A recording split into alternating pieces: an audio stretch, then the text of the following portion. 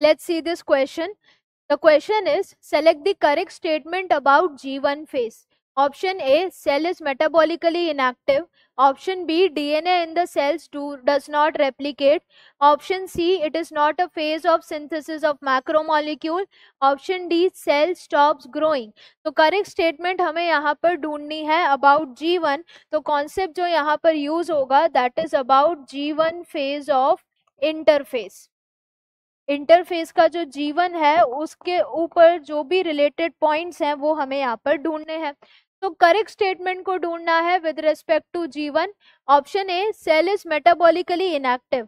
जीवन फेज की अगर हम बात करें तो सेल का साइटोप्लाज्म कंटिन्यूसली इंक्रीज हो रहा है, सेल ग्रोथ हो रही है.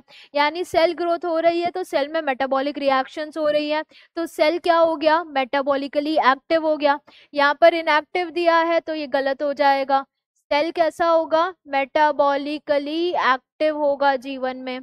Option B, DNA in the cell does not replicate. ये बिल्कुल सही है क्योंकि डीएनए रेप्लिकेशन किस में होता है, इंटरफेस के एस फेज में होता है, जीवन में नहीं होता.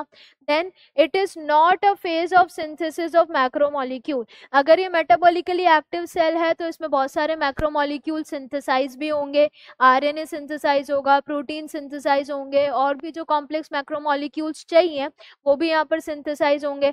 पर यहाँ पर लिख दिया है नॉट, तो ये गलत हो गया.